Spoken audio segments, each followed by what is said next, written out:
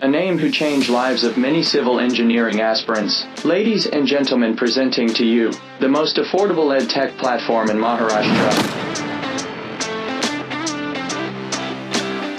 Infinity Academy. नमस्कार विद्यार्थी मित्रांनो, मी गिरीश खेडकर इन्फिनिटी अकॅडमी तर्फे तुमचं सहर्ष स्वागत करतो.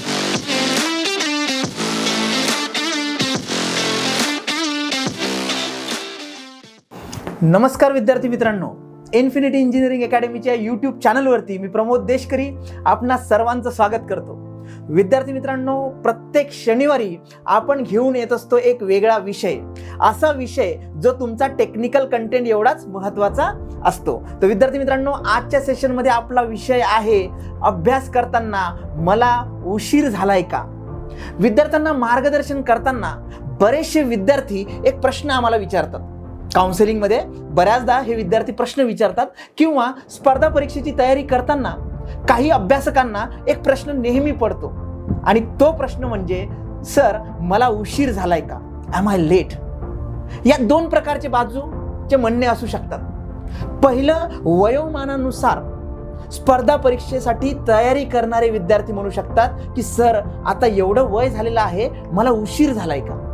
आणि दुसरे विद्यार्थी असे असू शकतात की ज्याच्यामध्ये एक्झामच्या तारखा जाहीर झालेल्या आहेत, एक्झाम डेट जाहीर झालेली आहे किंवा ॲडव्हर्टाइजमेंट आलेली आहे आणि आतापर्यंत मी काहीच केलं नाही आणि आता मला अभ्यास करायचा आहे, सर मला उशीर झालाय का. या प्रश्नाचं उत्तर आपल्या या सेशनमधनं आज आपण देणार आहोत.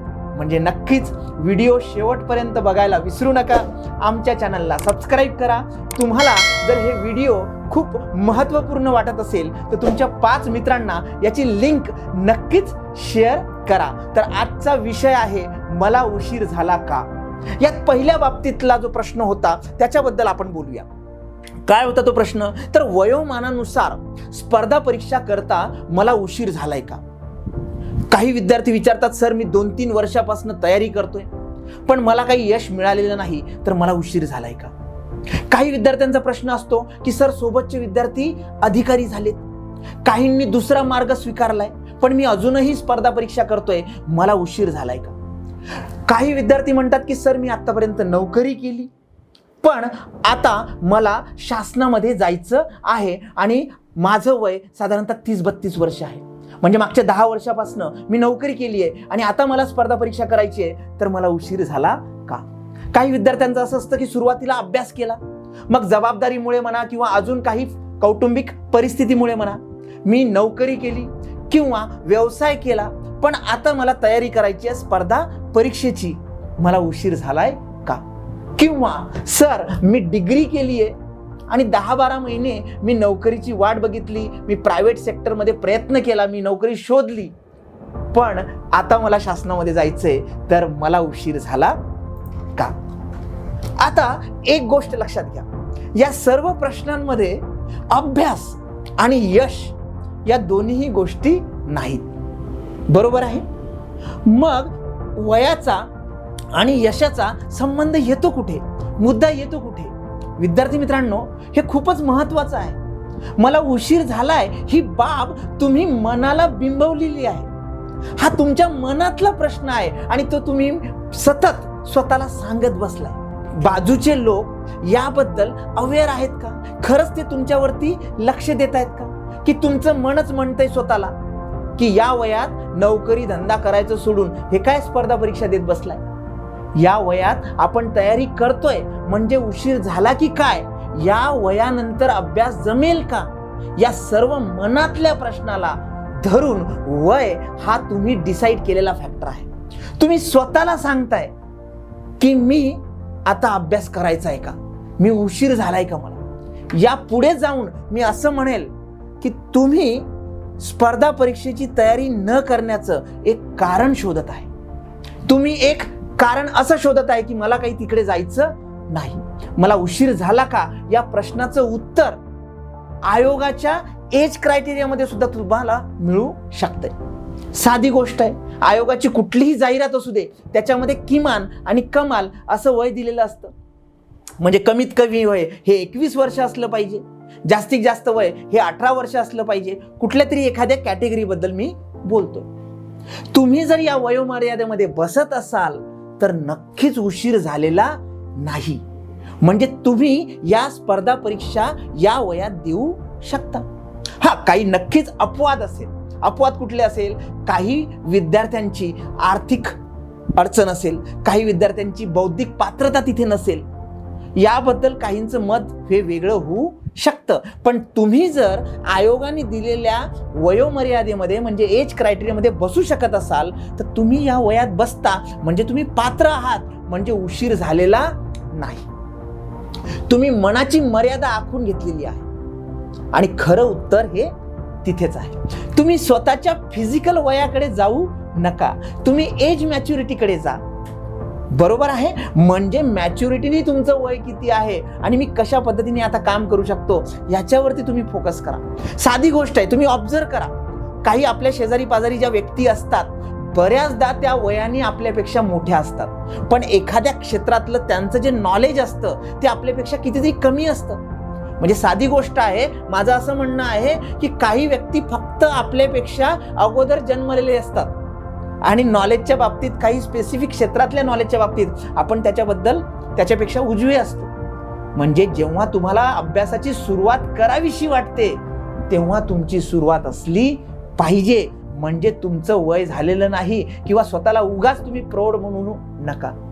अभ्यासाची सुरुवात केल्यानंतर यश मिळवण्याचा कालावधी जो असतो साधारणतः विद्यार्थी मित्रांनो हा सगळ्यांसाठी सारखा असतो.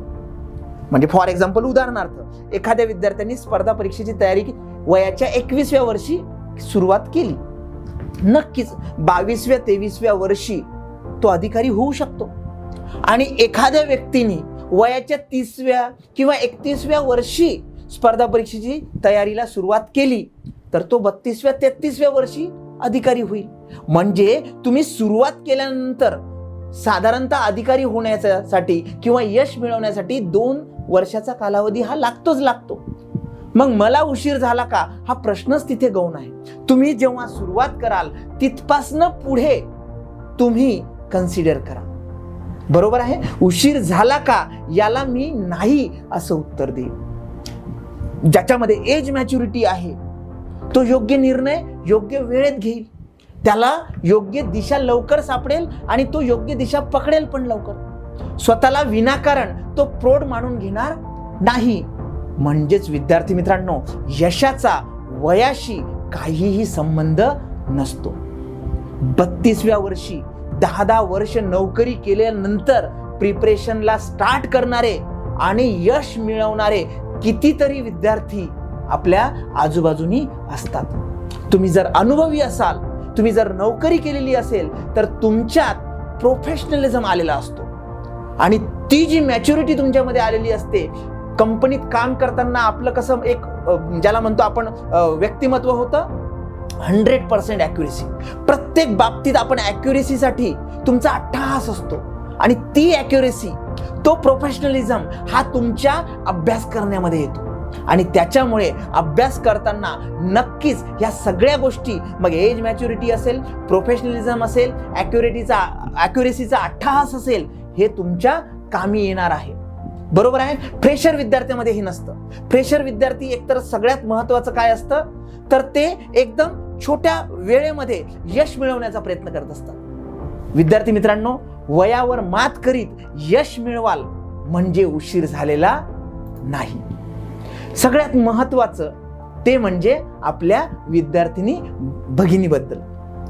बऱ्याचदा काय होतं की शिक्षणानंतर काही काळ काही भगिनी, काही ज्या विद्यार्थिनी आहेत त्या अभ्यास करतात स्पर्धा परीक्षेचं, मग कौटुंबिक पार्श्वभूमी म्हणून म्हणा, त्यानंतर त्यांचं लग्न होतं आणि आता परत अभ्यासाला सुरुवात करायची आहे तर उशीर झाला का हा त्यांचा प्रश्न असतो.